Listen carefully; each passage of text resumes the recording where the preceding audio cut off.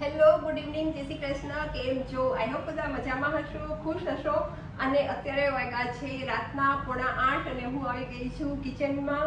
અને હા, રાતે મોડા કિચનમાં આવવાનું અને વિડીયો ચાલુ કરવાનું કારણ એક જ છે કે કાલે છે ગણેશ ચતુર્થી, ગણપતિ બાપ્પા મોર્યા. તો મારે બનાવવા છે આજે ચૂરમાના લાડુ અને સાથે સાથે મારે વિકાસને પણ, જે વિકાસના ફેવરિટ છે ચૂરમાના લાડુ, તો મારે વિકાસને પણ સરપ્રાઈઝ આપવી હતી. તો હું વિકાસની બહાર જવાની રાહ જોતી હતી, પણ આજે વિકાસે જવામાં બહુ મોડું કર્યું છે. 7:30 બહાર ગયા અને હું પછી અહીંયા 7:45 આવી ગઈ છું કિચનમાં. અને હવે કરીશ અહીંયા ચૂરમાના લાડુની તૈયારી. થોડીક ફટાફટ તૈયારી કરીશ કેમ કે વિકાસ પાછા 9:30 9:10 ની આસપાસ ઘરે આવી જશે. તો ખોટી ઉતાવળ તો નહીં કરું. જો સરપ્રાઈઝ ફેલ થઈ જાય તો ઠીક છે, પણ ચૂરમાના લાડુ સારી રીતે બનાવીશ અને એની રેસીપી તમને હું આપીશ. તો પહેલા હું અહીંયા થોડીક તૈયારી કરી લઉં અને પછી વિડીયોને સ્ટાર્ટ કરું ફરીથી.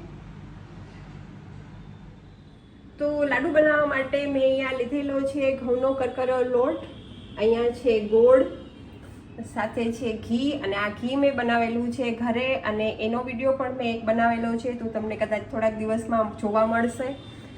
સાથે જોશે મારે ચણાનો લોટ અને જોશે દૂધ, સાથે છે કાજુ, કિસમિસ, અહીંયા છે એલચી પાવડર અને છેલ્લે જે જોશે એ મારે છે અહીંયા ખસખસ. તો બસ જે વસ્તુનો ઉપયોગ કરતી જઈશ એ વસ્તુ તમને બતાવતી જઈશ. ચૂરમાના લાડુ બનાવવા માટે હું સૌથી પહેલાં શરૂઆત કરીશ ચણાનો લોટ, અહીંયા છે દૂધ. આ બેને હું મિક્સ કરીશ અને આની અંદર નાખીશ હું 2-3 ચમચી ઘી. અને દૂધ, ઘી અને ચણાના લોટને હું ગેસ ઉપર થોડુંક ધીમા તાપે શેકી લઈશ.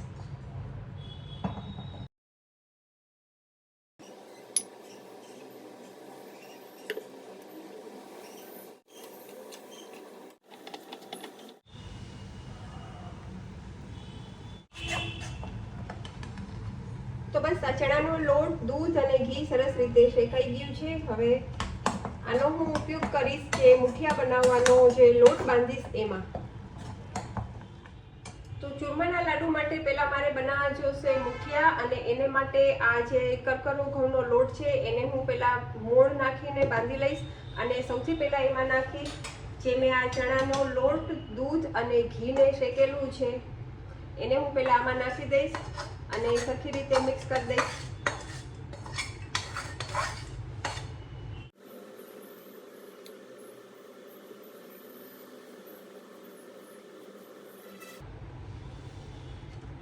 આની અંદર ચણાનો લોટ મેં સરસ રીતે મિક્સ કરી લીધો છે અને હવે હું આની અંદર નાખી દઈશ ઘીનું મોણ.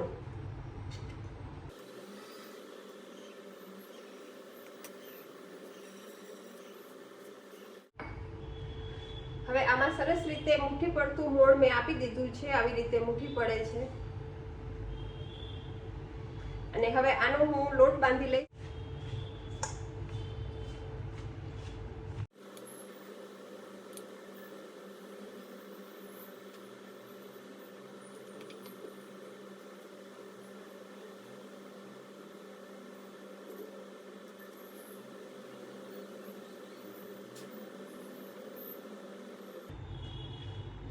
આવી રીતે થોડું થોડું લોટ કરતી જઈશ અને આવી રીતે મુઠિયા વાળતી જઈશ. ધીમે ધીમે પાણી નાખતી જઈશ અંદર, કેમ કે એક સાથે પાણી નાખીને લોટ બાંધી લઈશ તો લોટ એકદમ કડક થઈ જશે અને મુઠિયા વળશે નહીં.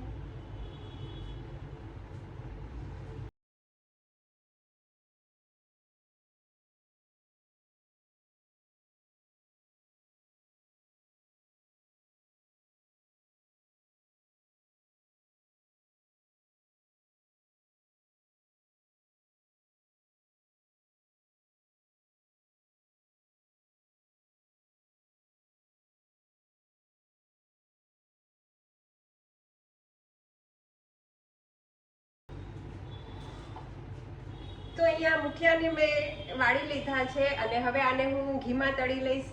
અને ઘીમાં પહેલા ફૂલ તાપ રાખીશ અને પછી ધીમો તાપ રાખી અને પછી મુઠિયા નાખીશ. મુઠિયાને હું તળીશ ધીમા તાપે, કેમ કે ફૂલ તાપે રાખીશ તો મુઠિયા ઉપરથી કડક થઈ જશે અને અંદરથી કાચા રહેશે, એટલે આને એકદમ ધીમા તાપે રાખીશ. પણ શરૂઆતમાં હું ફૂલ તાપ રાખીને ઘીને એકદમ ગરમ કરી લઈશ.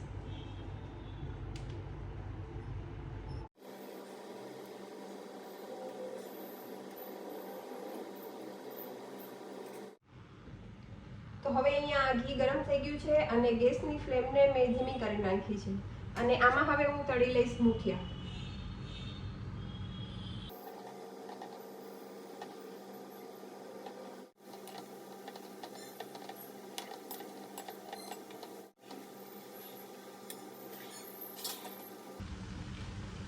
તો બસ આ મુઠિયા એકદમ સરસ રીતે તળાઈ ગયા છે એને હું અત્યારે કાઢી લઈશ અને સાથે બીજા મુઠિયાને તળી લઈશ. એકદમ સરસ તળાઈ ગયા છે.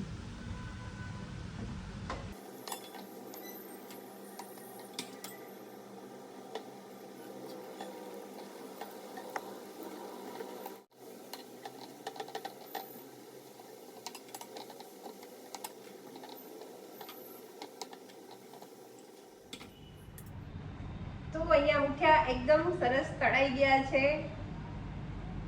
અને હવે આ મુઠિયાને હું થોડીક વાર માટે ઠંડા થવા દઈશ અને પછી આનું ચૂરમું બનાવવા માટે હું મિક્સરનો ઉપયોગ કરીશ. મિક્સરમાં આ જે મુઠિયા છે એને પહેલા એને હાથેથી તોડી લઈશ અને પછી મિક્સરમાં આને વાટી લઈશ અને એનું એકદમ દાણાદાર ચૂરમું બનાવી લઈશ. અને આ ઠંડા થાય છે ત્યાં સુધી હું કરી લઈશ કાજુની ઝીણી કટકી છે આમાં મારે નાખવા માટે જોશે.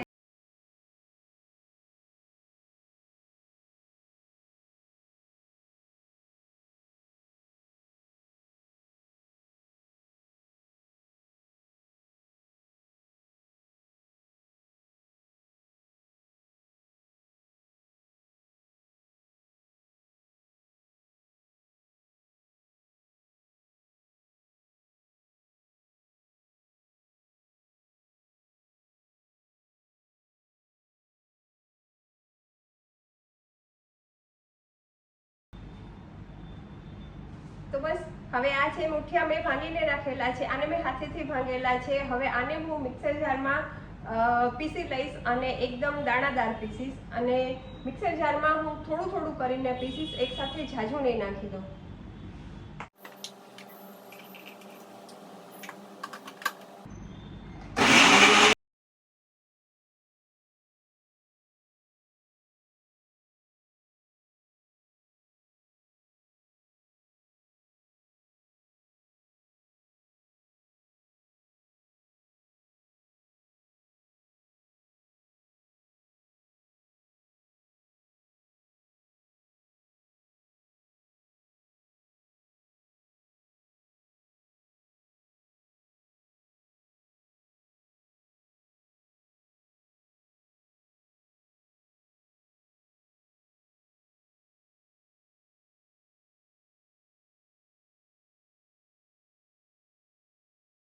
ચાયણાથી સેજ ચાળી લઈશ તો અંદર જો કોઈ મોટી કટકી કે એવું રહી ગયું હોય તો એ ચડાઈ જાય.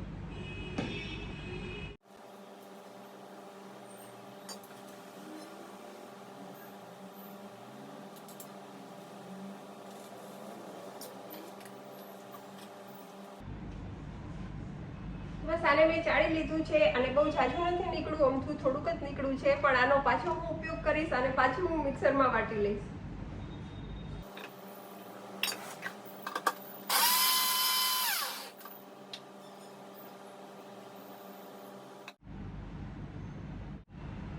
તો બસ તૈયાર થઈ ગયું છે એકદમ દાણાદાર છૂટું ચૂરમું.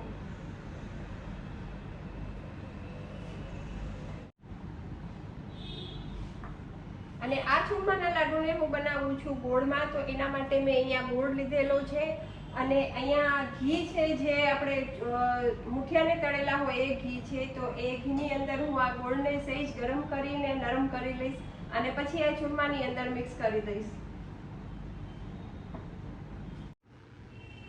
તો અહીંયા ઘી ગરમ થઈ ગયું છે, હવે એમાં હું નાખી દઈશ ગોળ અને ગોળને શેકવાનું નથી, ખાલી ગોળને ઘીની અંદર થોડોક નરમ કરવાનો છે કે જે ગોળની અંદર આવી કટકી હોય એ કટકી ઓગળી જાય એટલા માટે. ઘી બહુ ગરમ થઈ ગયું હશે તો હું ગેસને બંધ કરી દઈશ, કેમ કે મારે ગોળને શેકવાનો નથી, ખાલી ગોળને ઓગાળવાનો છે.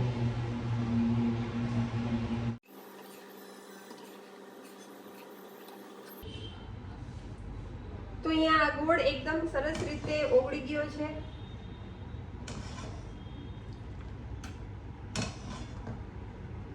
અને આમાં નાખીશ હું આપણું બનાવેલું ચૂરમું.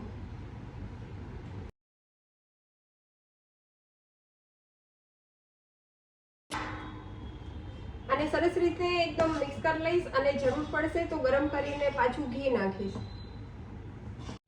અત્યારે અહીંયા ગેસની ફ્લેમ બંધ છે અને એકદમ ઠંડુ કરવું છે અને મિક્સ કરવું છે.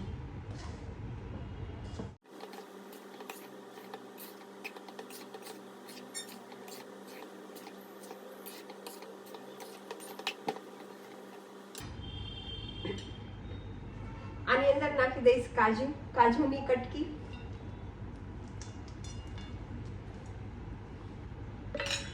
એમાં નાખી દઈશ કિસમિસ,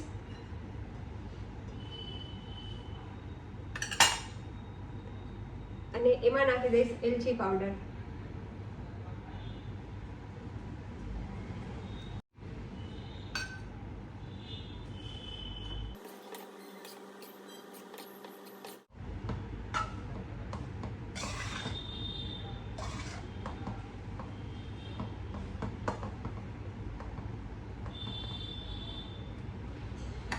આ મિશ્રણ ઠંડુ તો થઈ ગયું છે પણ હજી હાથ અટાડા એટલું ઠંડુ નથી થયું, તો હું આને થોડુંક ઠંડુ થવા દઈશ અને પછી આના લાડુ વાળી લઈશ.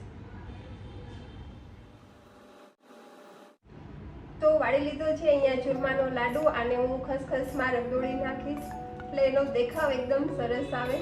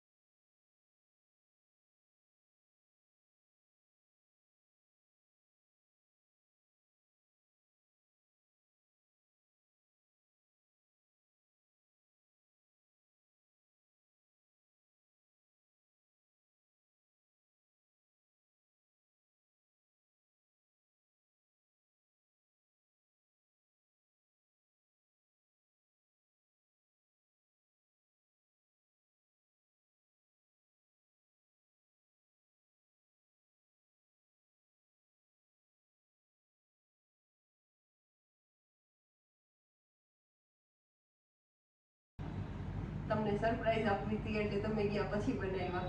રોજ આવી સરપ્રાઈઝ આપતી જાય કંઈક. હવે પેલા આપણે ગણપતિ બાપાને આજે ગણેશ ચતુર્થી તો કાલે છે પણ આજે ગણપતિ બાપાને ભોગ લગાવી દઈશું. તાજા છે તો હું પેલા થોડીક મંદિરની તૈયારી કરી લઉં, પૂજન. ઓકે.